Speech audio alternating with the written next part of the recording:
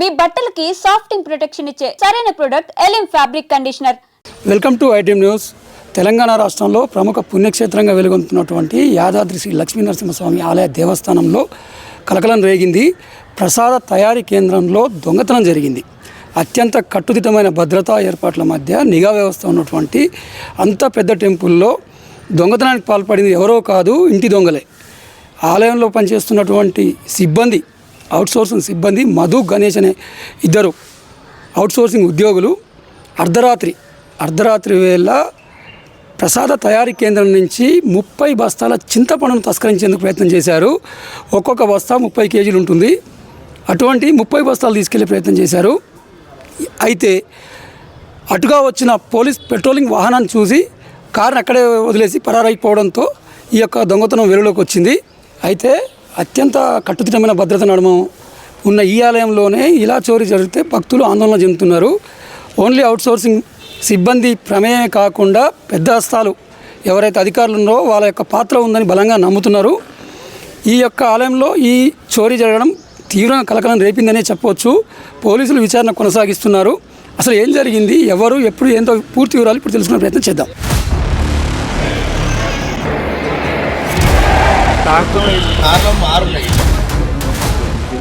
శ్రీ యాదగిరిగుట్ట లక్ష్మీ నరసింహస్వామి ఆలయానికి ఇటీవల కాలంలో భక్తుల తాకిడి ఎక్కువైంది. యాదాద్రి లక్ష్మీ నరసింహస్వామిని సాధారణ రోజుల్లో 30,000కు పైగా, శని ఆదివారం సెలవు దినాల్లో 50,000 మందికి పైగా భక్తులు దర్శించుకుంటున్నారు. హైదరాబాద్ పరిసర ప్రాంతాల నుంచి పెద్ద ఎత్తున భక్తులు యాదగిరిగుట్టకు వస్తున్నారు. లడ్డు, పులిహోర, దద్దోజనం, చక్కెర పొంగలి, బెల్లం పొంగలి, క్షీరాన్నం, కేసరిబాత్, సిరా, కీర్, జిలేబీ, లడ్డు, వడ, కారాబూందీ, దోశ, సొండెలు, బజ్జీలు, చెక్క శీతలం, వడపప్పు, కట్టె పొంగలి వంటి భోగాలను స్వామివారికి నైవేద్యంగా సమర్పిస్తారు. యాదాద్రి లక్ష్మీ నరసింహస్వామి దర్శించుకున్న భక్తులు లడ్డు, పులిహోరలను మహాప్రసాదంగా భావిస్తుంటారు. ఈ ప్రసాదాలను ఇంటికి తీసుకువెళ్లి కుటుంబ సభ్యులకు పంపిణీ చేస్తుంటారు. శ్రీ యాదగిరిగుట్ట లక్ష్మీ నరసింహస్వామి దేవస్థానంలో ఉద్యోగులతో పాటు మరికొందరు అవుట్సోర్సింగ్ ఉద్యోగులు కూడా పనిచేస్తున్నారు. అయితే స్వామివారి సన్నిధిలో పనిచేసే మధు, గణేష్ అనే ఇద్దరు అవుట్సోర్సింగ్ ఉద్యోగులు చేతివాటం ప్రదర్శించారు. స్వామివారి నైవేద్యం, ప్రసాదాలకు వినియోగించే పదార్థాలను గుట్టుచప్పుడు కాకుండా తరలించే ప్రయత్నం చేశారు. ఇంకేముంది, అర్ధరాత్రి 2 గంటల సమయంలో కారులో కొండపైకి వచ్చి స్వామివారి పోటశాలకు పక్కన ఉండే స్టోరేజీ వద్దకు చేరుకున్నారు. కొండపైన ప్రసాద తయారీ కేంద్రం నుంచి చింతపండు బస్తాల చోరీకి యత్నించారు. కన్వేయర్ బెల్ట్ ద్వారా బయటకు తెచ్చి కారులో తరలించేందుకు సిద్ధమయ్యారు.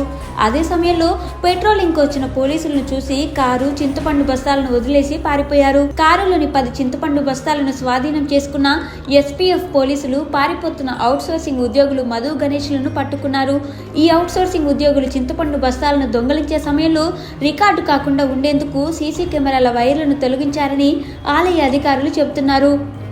ఈ ఘటనకు సంబంధించి స్థానిక పోలీస్ స్టేషన్ ఫిర్యాదు చేశామని, ఈ చేతివాటం వెనుక మిగిలిన ఆలయ ఉద్యోగుల హస్తం ఏమైనా ఉందా అనే కోణంలో శాఖాపరమైన విచారణ కూడా నిర్వహిస్తున్నామని అధికారులు చెబుతున్నారు.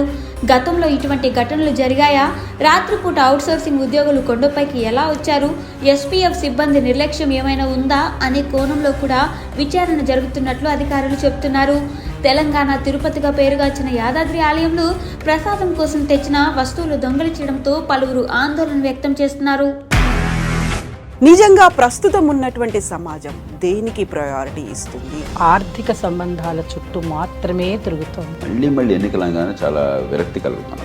మంచి అనిపిస్తుంది కదా, లేడీస్ కూడా ఛాలెంజింగ్ జాబ్స్ చేసినప్పుడు చాలా బాగుంటది. ట్రాఫిక్ అసిస్టెంట్స్ గా నియమించిన ట్రాన్స్జెండర్స్ అందరితో సాల్యూట్ చేయించుకుంటున్నారు. ఫుడ్ డెలివరీ ఇవ్వటానికి వెళ్ళినటువంటి డెలివరీ బాయ్ అనిల్ పై కళ్ళ ముందు